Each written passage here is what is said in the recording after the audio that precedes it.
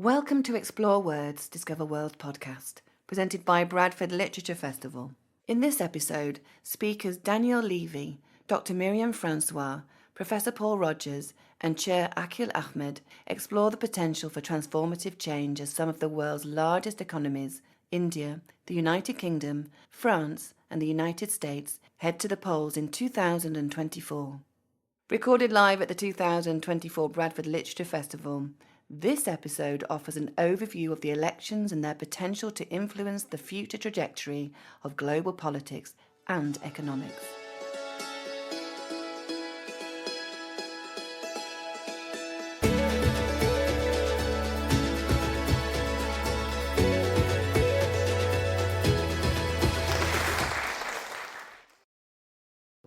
So my name's Akil Ahmed and welcome to the Bradford Literature Festival. I'm going to be chairing it, as you can see, because I've got this incredible gold chair, which is what we should always have when you're chairing something. I'm a broadcaster and a professor and also on the board of the Bradford Literature Festival, and we have an incredible panel today because we're going to be talking about the year that is the crazy year already, that is 2024, in which we're looking at around about 4 billion people in the world will be eligible to vote. So from elections from India all the way across to something that may be happening in a few days here, all the way to America and possibly even in Israel and other countries, this has never been a time when we can think about such change in my generation. The change that we're probably going to be experiencing this year through the ballot box, as opposed to through bullets and bombs. It's going to be very interesting to see what that world will become, and also for us to kind of look into the crystal ball and say, what do we think we may see, or what we would like to see as well. So we've got an incredible panel for that. I'm going to ask Paul Rogers to introduce himself. I'm Paul Rogers. I was a professor in peace studies at Bradford. I retired some years ago, but still keep my hand in with it and really enjoy the festival. I met Seema before the first festival was ever held, and I've sort of come to all of them since. And it's a marvellous thing for Bradford, and I'm sure it's the main reason we got the City of Culture next year. Oh, well, no comment. As a broadcast consultant for City of Culture in 2025, I can't comment on that because I'm conflicted in both ways. Right. And then we have Daniel Levy. I'm Daniel Levy. I'm having a war with the wire behind my mic at the moment. I head up something called the US Middle East Project. I am from here, lived for a number of years in Israel, and served in an official advisory and negotiating capacity there for some time. Lived in Washington, D.C., heading up Middle East work, a couple of think tanks there, with my good friend and colleague Amjad Attallah, who's somewhere in the room, or was. There he is. And now back here, but doing that from here. Headed up Middle East at the European Council on Foreign Relations. And if we get too deeply into India, then I'll display my ignorance on that. And we have a fantastic speaker, an academic and journalist and presenter, Dr. Miriam Francois. Thank you very much. I'm a filmmaker, journalist, and up until a couple of weeks ago, the presenter of The Stream on Al Jazeera. I've covered particularly the French elections over the last decade or so. And we've also covered this big question of the elections happening around the world on The Stream. So do check out that episode. Well, I'm going to kick off then with that to maybe, Paul, if you can set the scene a little bit and say, how unique is this year in terms of the amount of elections? Or is it just simply the fact that we're in a particular period with a growth of nationalism, wars happening around us, what looks like the breakdown in civil kind of like relationships of the UN's power, etc. Is it that's the issue, or is it the fact that we have so many people voting at one time in 1 year? Well, if I just start off with a very few remarks, I think your last point is the main one. There is something of a coincidence, and that means there is a focus on electoral processes, inevitably. And that, of course, is interesting, it's significant. There's two other points I would just make to start off with. One is that as the elections progress, they are not necessarily having the results that people expect.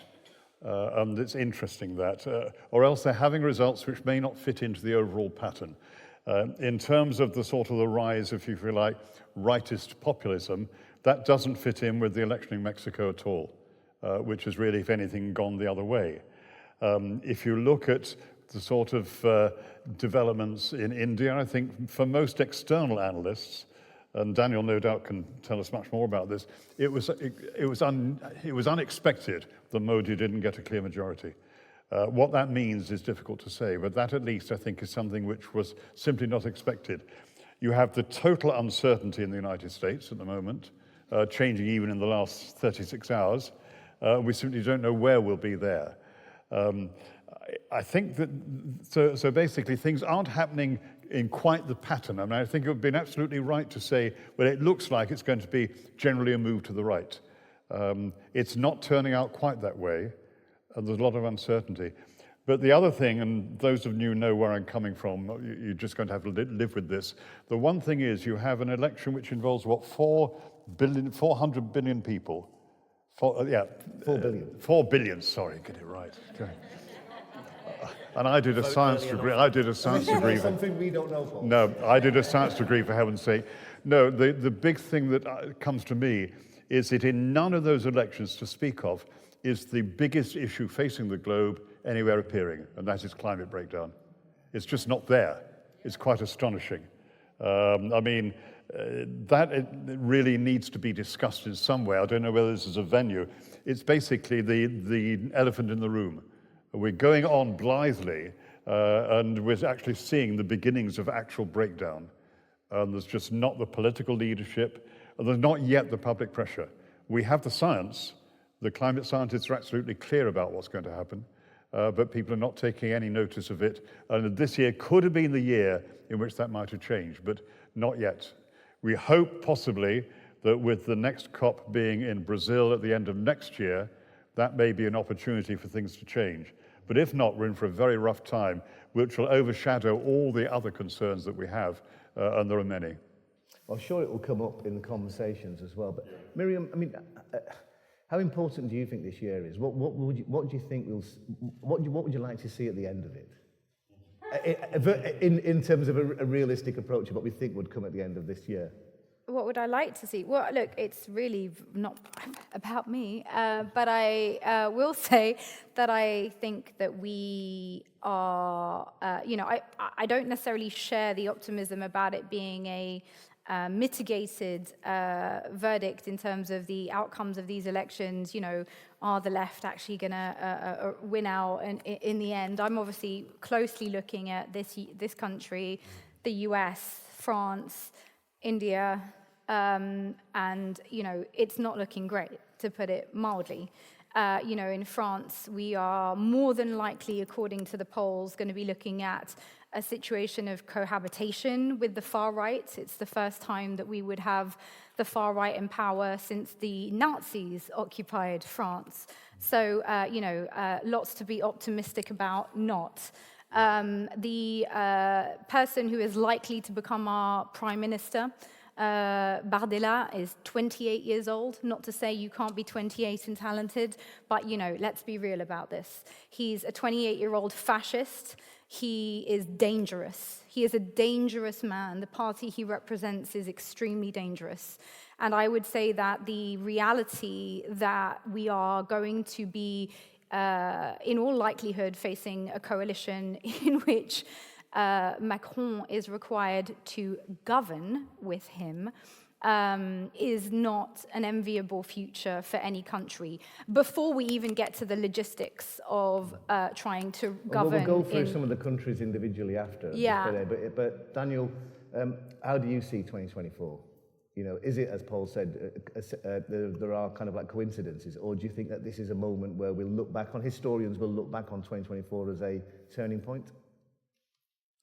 I think they're more likely to see it as part of a continuum where the wheels have come off Western democratic politics, and that will look even more transparently the case in what I think is the overarching framing, which Paul shared some of it with us,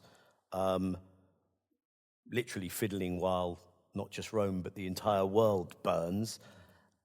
And I think the other framing is Western and American, especially, imperial decline. And that is incredibly dangerous.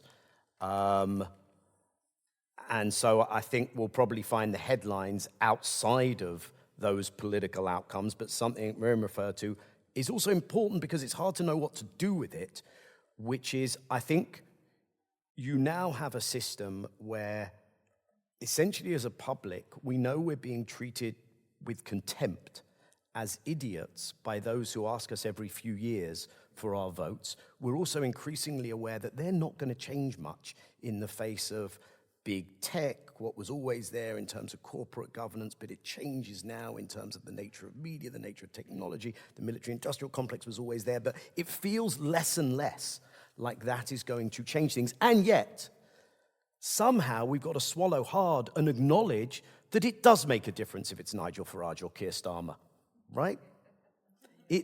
It does make a difference if it's the Le Penists, and I still haven't got his name into my head, the 28-year-old. Bardella? Bardella, Yeah. and I definitely wouldn't have said it that well, so Yeah. even if I had got his name into my head, it does make a difference.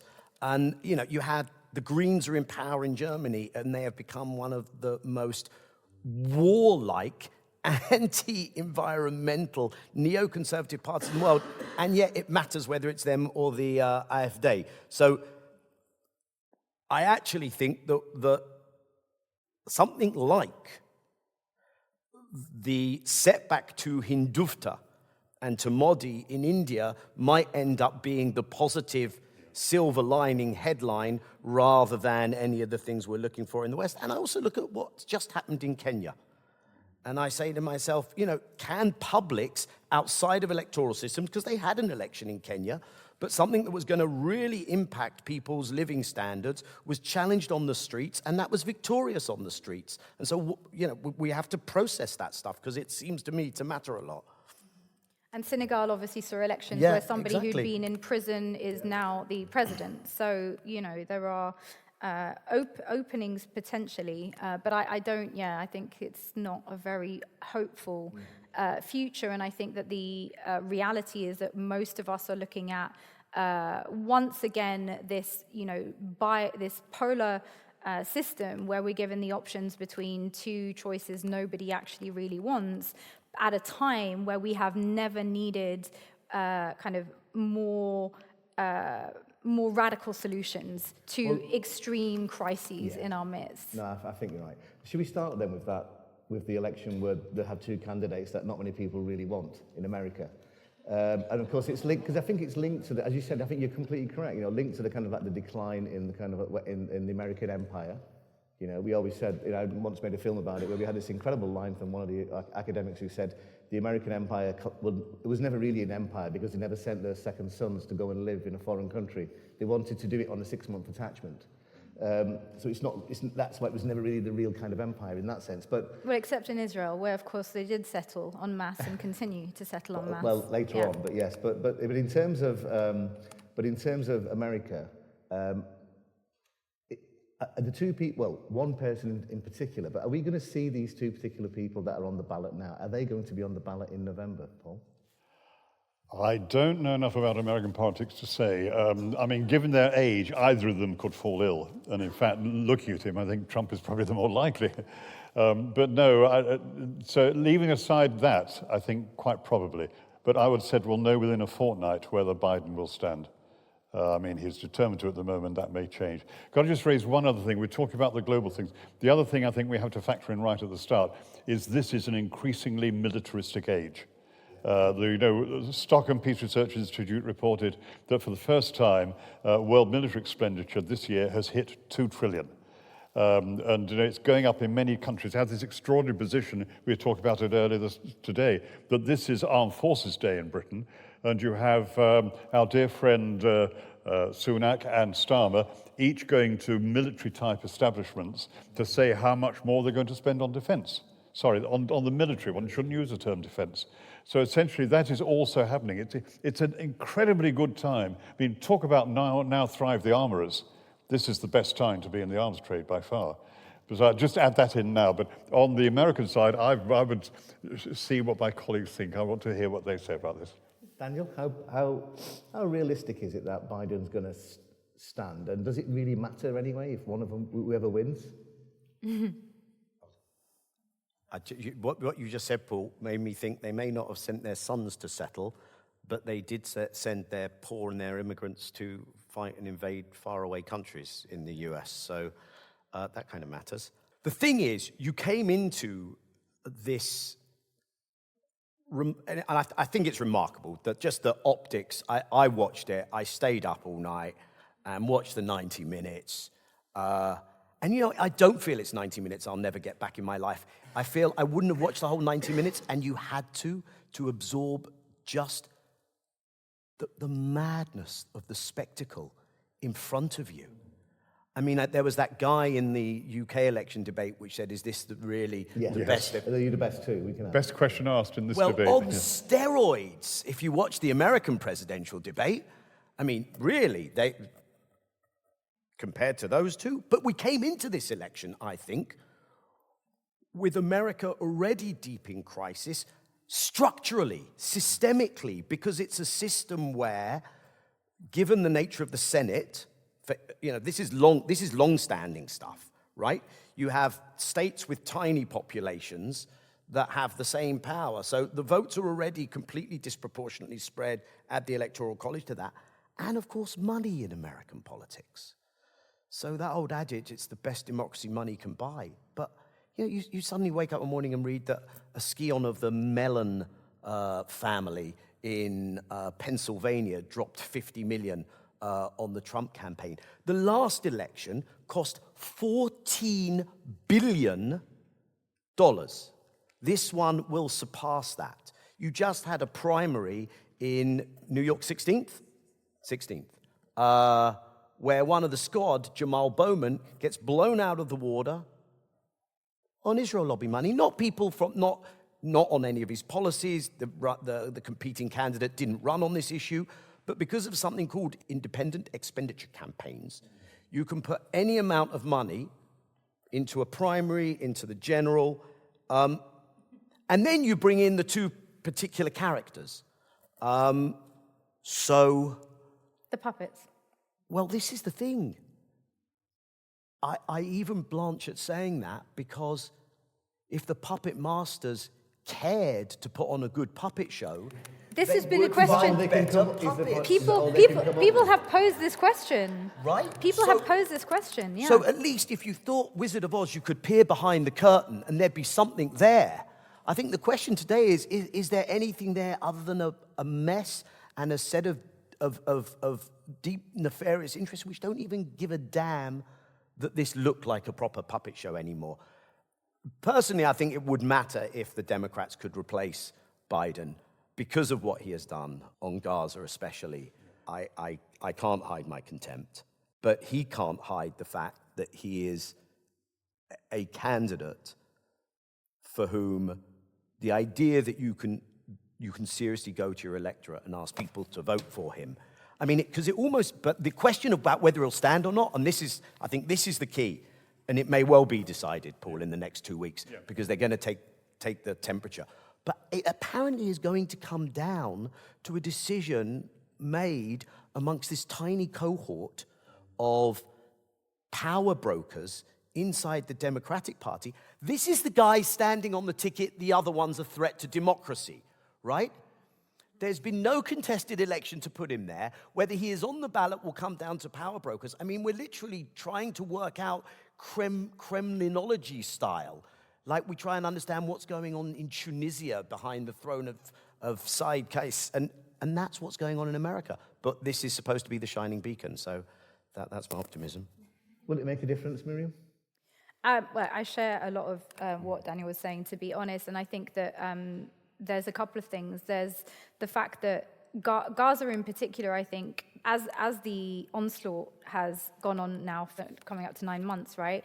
We have seen various uses of public pressure in this country and there to try and influence the political process, right? The people have spoken, there have been polls, there have been protests, there have been resignations, high-level resignations. There's been dissent. I did a show on dissent in DC, whereby there are now a group of anonymous staffers within Washington who are a rebel group within the administration. I mean, that's what we're talking about. And even with this, we have seen zero budge from Biden specifically, because I think at this point, clearly that, the buck stops with the president and in the system.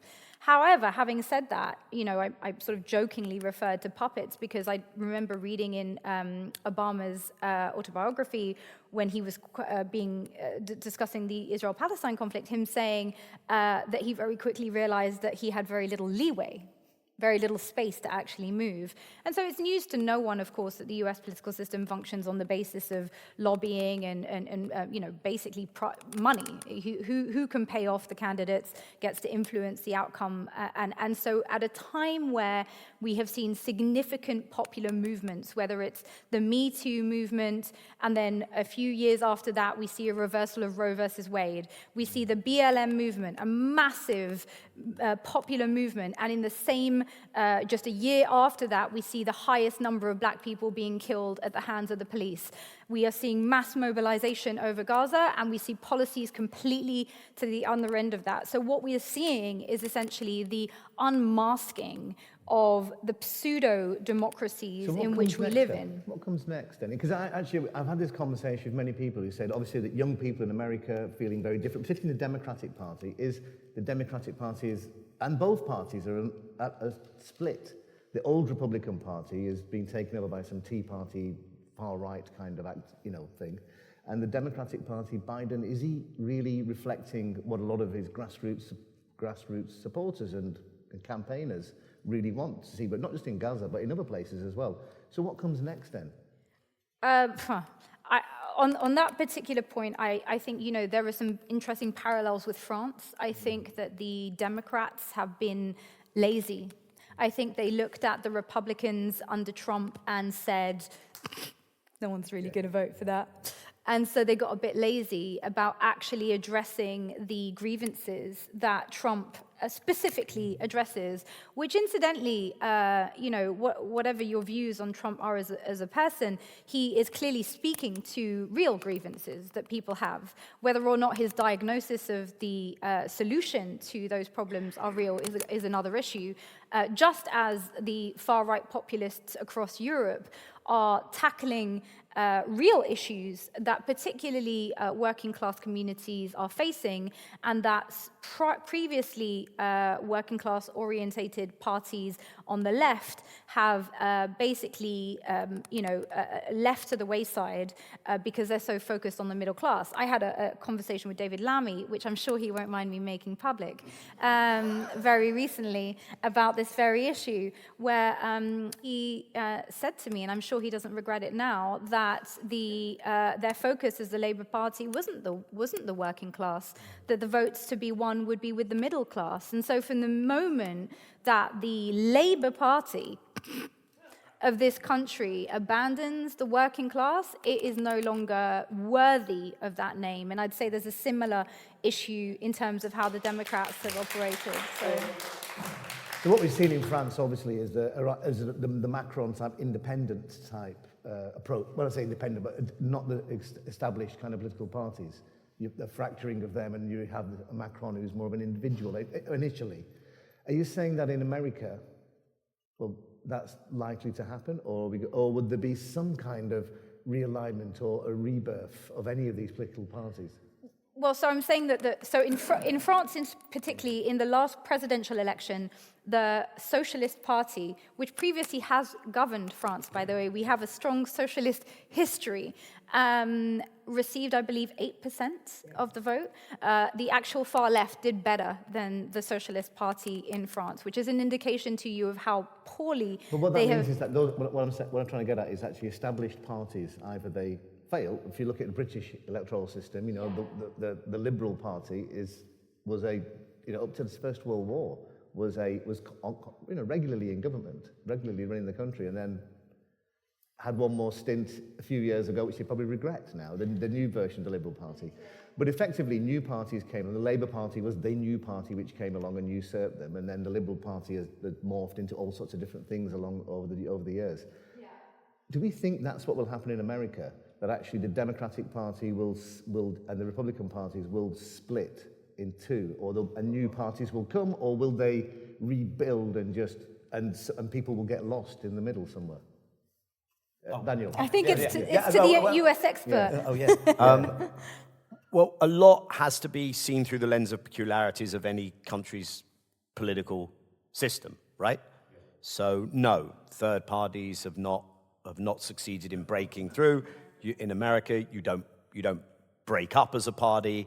You fight within your own party. So that Tea Party insurrection inside the Republican Party builds into the MAGA phenomenon, and it's dominant now. On the Democrat side, I'm more hopeful. Though, Daniel, if you're centre-right, as it were, if that's the way to describe it, if you're a traditional Republican, then where do you go if you have someone like Trump and politics which you just look at and say, no, not for me? But then you may look at the Democrat. I mean, some may go to the Democratic Party because they look at Biden and say, he probably looks like an old-fashioned Republican. But where do you go if you can't do that? Do you just hold your nose and vote for Trump, or are you lost to the system? Daniel, am I not right in thinking that in America, majority of US voters don't vote? They vote party. They're party politically faithful. As in, in this country, we might pick a leader, as in we might say, okay, I'll vote for Labour because of Starmer or not. But I'd think but in America, I would say it's the opposite in America, isn't it? Because you're actually voting for the candidate in the presidential elections more than in here. You can hide. Well, no, in America you have the option to split your ticket. So you vote for the presidential candidate. You vote for every time there's a presidential election, you're going to be voting for your member of the House. And then, depending on when your Senate the presidential election. In the presidential election, it's not necessarily that you're voting for the party. You could vote for the candidate. Yeah, but you have the opportunity to split. So, for instance, there will be I imagine, and I'm looking at my two American friends in the room for reinforcement here. I imagine there will be a cohort of people who won't vote on the presidential part of the ballot and will vote Democrat down ticket. And that might be true on the Republican side as well. But still, though, if you want a president, right, because it's actually that's who's going to... But there's a more fundamental question of how much are people seeing change in their life through the lens of who they vote for and the centrality of this periodic exercise in marking an X on a ballot paper. And I think we are failing to create a sense of, well, look, we're not just failing, we're being ever more circumscribed in our ability to protest, in our ability to try and drive change in other ways. And what ways are we going to find? And I think there's a problem when, and as you said, people have there are real issues. And this is also a failing on the left, for sure, that we kind of sometimes think, well, either, don't be silly. How could they vote for that ridiculous person, whether it's an elderly Trump or a 28-year-old? But we also, I think that, well, I've won the argument now. I've called you a racist. Okay, it's done now. Rather than unpacking what it means that person doesn't have solutions. It's not that their position on immigration is racist or not. And it probably is racist, but that's not where the argument is won and where the argument ends. It's what does austerity do? It's why have our standards of living dropped for most people? Why do people then refract that through the lens of that person take my job? And here's the alternative answer to that. And the thing is, the answer is almost certainly not going to be the box-ticking exercise of technocratic, bureaucratic approaches that most people tend to offer the public. And I think that's where things are really coming apart. And I think to add to that is what is happening in the closest election, which is in 5 days' time. Well, I was just going to come to that and say, so where do people go if you can't vote for Starmer because of what he's done in Gaza? I think there are things to unpick here, and I'd actually start with the election in 2017, because it's worth remembering that 3 weeks before that election was to be held, the Conservatives had a lead of about 21% over Labour. When the election was held, it was down to 4%, and they were no longer the largest party. That is not happening in reverse this time. But I think there are other things which are happening are significant. If you like, the powers that be, let's use that general term without in any way wanting to be conspiratorial, the powers that be got one hell of a shock in what happened in 2017, because Labour came within 3 days of getting into Downing Street with a very unusual set of policies, which individually were very popular, incidentally. And the point is, it didn't. Corbyn has gone, Labour has been reclaimed, but it's been much more than reclaimed. I think what has happened with Labour is that it has deliberately moved, certainly to the centre-right, probably even more than that. And it's determined to stay there.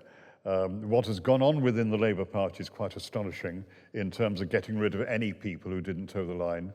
You know, I talked to one MP who's very much involved in this a few months ago, and he said that every left-wing Labour MP was keeping their head down the whole time, not giving any excuse to be deselected. And apparently there was a very strong view, backed by a lot of evidence, that this summer period was going to be the period when the purge would really happen. But of course, Sunak mucked that up because he called an early election, which means that you're going to have a rump in Labour, probably about 40 MPs who do not want to toe the party line. But the much more important thing is that if Labour now gets in and gets in comfortably and is really pretty solidly right, then there's going to be a huge number of people disenfranchised. I mean, we have the added problem of Gaza. You know, the feelings among so many Muslim communities are Not just Muslims as well. No, that's what I'm going to say. It's huge, but it is not just Muslims. It really isn't. You know, if you look, I have a friend, an Arab-Israeli friend, Israeli-Arab friend, who actually has attended most of the demonstrations in London. I think he's attended 15. None of them was less than 100,000 people. At least one was over 1 million. And of course, it was a huge mixture of people. I've been to one or two of the smaller ones around here, and it's a complete mix. You know, but that is reflecting what's happened in the Labour Party. There are a lot of very angry non-Muslims in the Labour Party, right across, and they will be thoroughly disenfranchised. Now, after 2017, many of them, well, at least after when Starmer got in, many of them turned to other sorts of community politics. But that's not going to be enough in the longer term. So I think I have a major problem of representation in Britain, in Labour, which is not going to be easily healed and may fact in a range of new developments. Yeah, Paul, can I throw one thing into the mix there, which is we may also see a situation in which there has never been such a gap between the percentage of the popular vote and the size of the majority in Parliament in this country. And that's a recipe for real problems. Yeah. Well, on that, what do you think, Paul, is actually... Because there is that argument, if Starmer does get a huge majority, then it will be he can do what he likes, right? Now, if he has a smaller majority, he may have to be a little bit more conciliatory and actually and maybe reach out to people that actually they've bypassed and have kicked out of the party, and some may argue in Bradford and many places like Bradford, voters, particularly in the Muslim community, feeling that they've been completely ignored and taken for granted. Is there a magic number, or do you think ultimately he is on a mission to actually turn the party into the centre-right party, which will and he's seeing it as an opportunity to usurp the Conservatives, who are going to go through a generation of kind of tearing themselves apart? I think that's certainly true. In fact, I'm not even sure it's going to be centre-right. I mean, it might be further than that. But essentially, as far as Labour is concerned, I think Starmer needs preferably 60-seat plus majority, ideally. Anything less than about 30 seats, does give him a problem. But the chances are he's going to get that, which means that, and of course, Labour is not answering the fundamental problems that face us. And that takes us into all the neoliberal thing and the rest. But the point is, it's not. So the chances are, whether you like it or not, Labour is going to fail in terms of giving people hope. You were saying earlier on about the whole business about the expectations of people that things need to get better, the need for hope. The point is, if Labour fails on that within the first 2 years, then I was at a smallish meeting in London, and one of the speakers was Caroline Lucas, who was speaking very freely. This was just on Tuesday. And she was saying the thing that she feared most was that if Labour fails, this will really give the opportunity for the far right to really develop and strike so that you actually get a really far-right government in, say, 3 or 4 years' time, or maybe 5 years' time even. Well, if they're the only one offering radical solutions to systemic crises, then you get exactly what you deserve at that point. If you, I just want to, so obviously the show that I've been working on is a show that's geared towards Gen Z and younger millennials. And if you're a young person, not just in this country, but across the world today, your likelihood of, once you leave school, you're leaving school with huge amounts of debt. You're unable to rent. Your likelihood of ever being able to afford a house is virtually nil.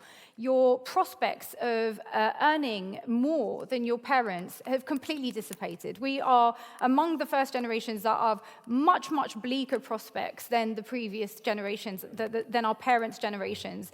We are looking at a generation that is faced with an extremely bleak future. And I don't think anyone has addressed this adequately within the political parties. Everyone is geared towards, the older vote because we know the older people turn out for elections. But the reality is that the future that young people face across the globe is extremely bleak. And no one is putting forward policies apart from those who claim to have found the solutions in far-right solutions. Well, the reason that there are no jobs for you is because there's too many immigrants. Well, they were right on the first bit, but it's not because of the immigrants. And who's going to tell them that? Because actually Labour is just prepared to go and say exactly the same thing. And so until there is some kind of a radical shift in the political spectrum of this country, and I do mean radical, Jeremy Corbyn had to be got rid of, and he was, let's be clear,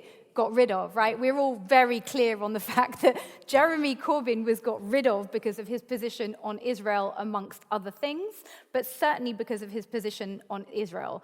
And we now today have a situation where the mask is off. Young people have virtually nothing to lose. What, we're going to live at home for the rest of our days? My brother is married and living at home with my parents. He works in construction.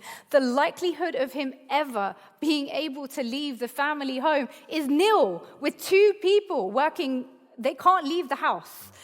You are breeding a generation of young people that at this point have nowhere to go politically and less to lose. And if you don't listen, they will make themselves heard. And I can assure you that I will be at the front of trying to make sure that they are heard.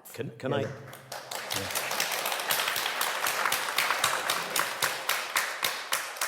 Hopefully we'll come back out of this loop, but can I keep going down Please. First before we try and work our way out of this? Because I share this sense of what a dangerous moment we are in. And it's not just kind of if the centre-left party shifts to the right, then all of politics shift to the right. And I don't think the solutions are on the right. And let me then put it into a geopolitical framing as well. And sure, it was an election ploy and an election that they're going to lose anyway. But I really had my alarm bells ringing when Rishi Sunak put conscription on the agenda. And again, I don't want to be a conspiracy theorist or excessively alarmist, but it terrifies me that it's only at the margins of right-wing politics that we hear a critique of the geopolitical position and a questioning of where this goes to in Ukraine, and a questioning of whether, with such ease, we are sleepwalking into a potential situation where we see war on this part of our continent that is eminently avoidable. And I'm not playing Putin as he's not the good player in this, okay? But to attribute motivations to that country, which I don't think there is evidence that they exist in terms of where they intend to take this.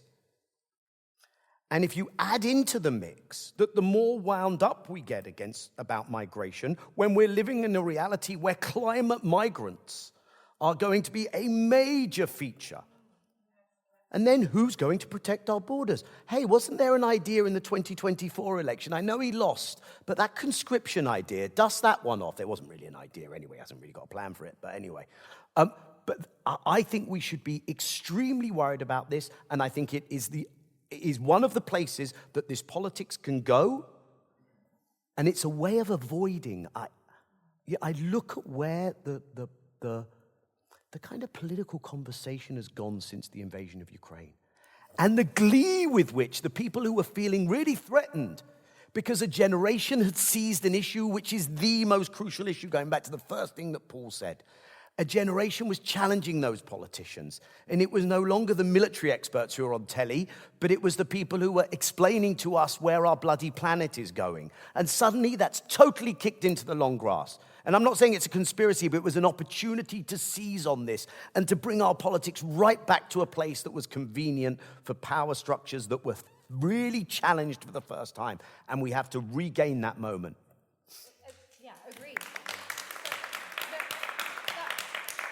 So that does tie into something we were just talking about in the US election, obviously, which is the fact that we are now in a world, and COVID obviously sped this up, where there is a huge inequality of wealth in the world, and with wealth comes power. And the reality is that what we're talking about elections that are now being decided by smaller and smaller groups of more and more powerful, financially powerful people whose interests do not align with ours. They don't align with yours. They would rather send your sons, send your brother to die on the front line of an unnecessary war than find a peaceful solution to it, because it continues to line their pockets, because they have interests in the military-industrial complex, which makes them millions, if not billions. And no one is willing to say that they are the problem. We have to continue to pander to this idea that the people that are in power right now, the people who are vying for power, have our interests, the majority of people in this country, at heart, and they don't. Let's be absolutely clear about this. There is nothing about Rishi Sunak's individual profile which says to me that he has any interest in what's happening in the centre of Bradford. None. And the idea that Keir Starmer has any vision for what should happen to this country that is going to systemically uproot the patterns that we are in. If you look at the Oxfam report on inequality, it's continuously highlighted growing economic inequality in this country and globally. If no one is willing to halt that, then we are headed towards a future where a smaller and smaller group of people are more and more powerful and increasingly have the technology to control and influence how you think and your scope for rebellion. And if you don't rebel now, mark my words, you will not be able to rebel more than you can now in 5 years' time. The window to speak up and to fight back is now. It is shrinking day by day. The technologies that are being developed, that are happening now at the speed of light, that the technology companies can't even keep up with, are being sold to us as emancipatory. They are not emancipatory technologies. They are control technologies. But they are connected to the ballots because Cambridge Analytica gave us the precedent. We're going to have to go to questions as well at some point. But I suppose when we talk about Keir Starmer, and we've said all this stuff, I mean, obviously politicians make policies and political parties make policies based on focus groups and all these kind of things. Now, we could have a very generic conversation and say, oh, it's because the media perpetuates all this stuff, which is why people believe it. If this kind of anger was so popular, and I've got to be honest with you, I've got kids in my house who are in their mid-20s, and I hear it all the time, and I completely agree, because it is exactly what I was like as well. I get that, but I think the stakes are much higher now than they were when I was campaigning against Thatcher in the 80s. But if this was so popular, then why are they going so far to the right? If everybody is going to the right in terms of politics, and we haven't got a left-wing party, or we will have a handful of left-wing independent MPs possibly, or independents linked to a particular grouping, or whatever George Galloway's grouping is called today, if it was so popular, then why does nobody want it? Well, I think the thing here, obviously, is that as far as the party which is almost certain to form the government with a big majority is concerned, it has made absolutely sure that the people going into Parliament are not actually fully representative of the people in the country. Certainly not representative of supporters of Labour. And, you know, I look at the constituencies where I live, it's just not true. So, in other words, I mean, people are being disenfranchised in a serious way. And that, I think, is a major development for this country. And again, I think what Daniel and others have mentioned earlier on, the ability to protest. I mean, you were saying it as well, the ability to protest, that Just Stop Oil may be interested in doing something at airports. And was it 20 of them arrested just a couple of days ago? I mean, my wife is actually down at a meeting to learn about nonviolent direct action in Birmingham today. I'll be glad when she gets home without being part of a police raid. And that is a change. And you almost sense that I hate the use of the term, the powers that be or the elite and the rest, but there is a sector within society which has a very considerable power, and they are worried about the way in which protests can develop. They're very worried about the sheer size of the Gaza protests. And you see this coming in all sorts of ways. And that essentially is very much part of the undemocratic process, which I think is what we're facing. So where did it go then, Miriam? And in terms of the ballot box this time round, will people who feel disenfranchised, probably it's quite a few of us in this room who feel disenfranchised, right, from a party which we may have been members of or supporters of, etc. Where did it go? Well, unfortunately, we do know that a lot of young people probably won't vote. We also know that there have been, I don't know if it's record numbers of independent candidates being fielded, but certainly a huge amount. 3 times at the last election. Right. 450 compared with 120. So a lot of independent candidates. And I think some people will, strategically vote Labour, not because of Starmer, but because obviously they want to keep, the Tories out of power. And, ultimately that's a very personal decision for each and every person to make. But I do think that the issues that you're talking about, the fact that we are seeing, people protesting something that allegedly everyone agrees is, a life-threatening, a planet-threatening, a world-threatening issue, the people protesting against measures to limit this life-threatening issue are being arrested, and we're okay with this? This is the new normal?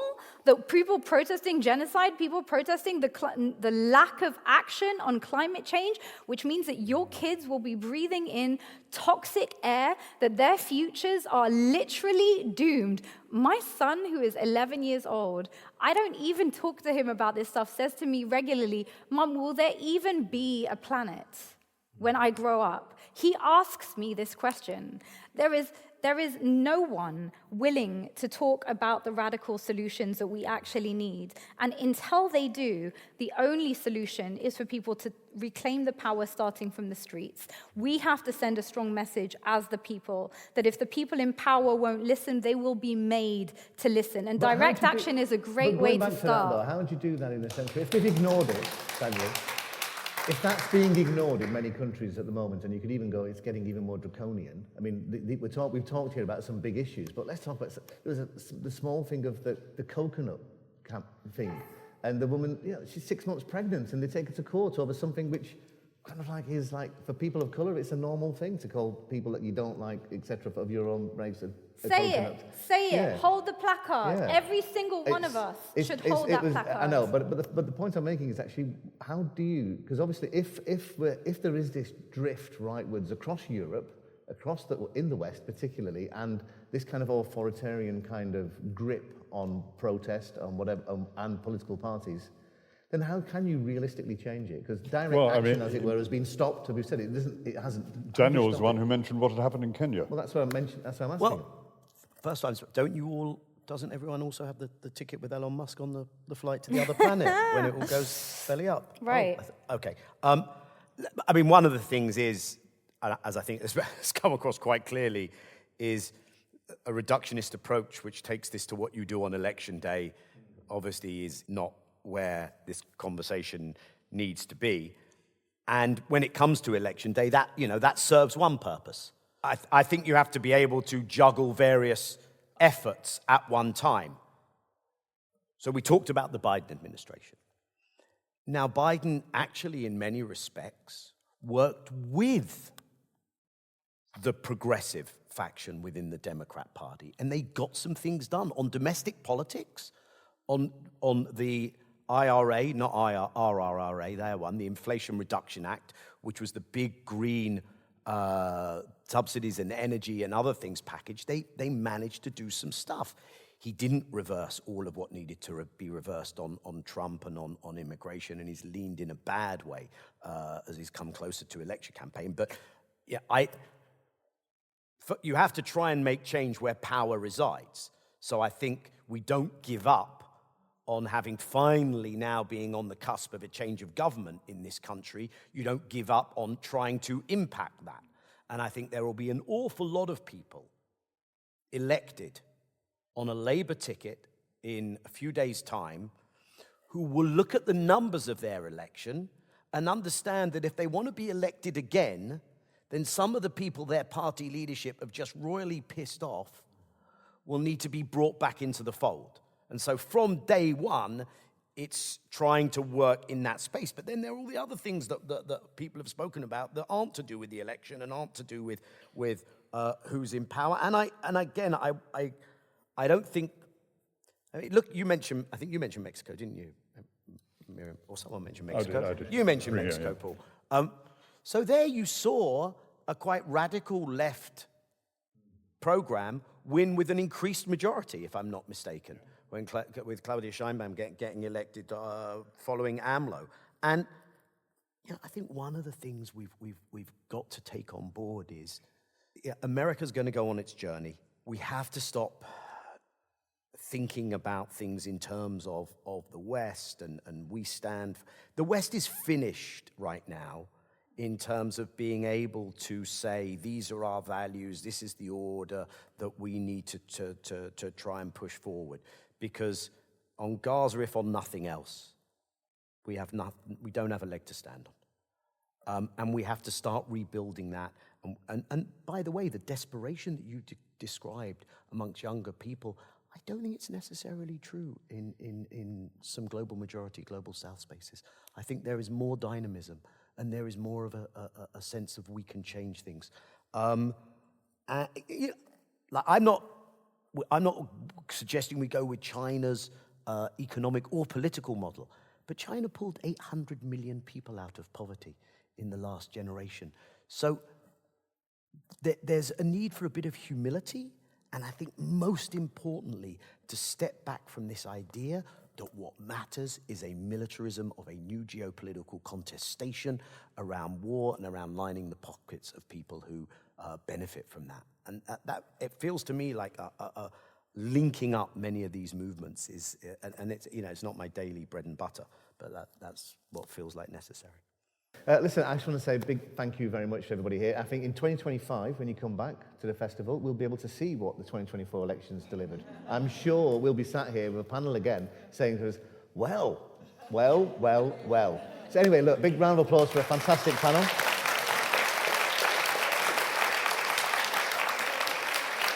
And please enjoy the rest of the festival. Thank you.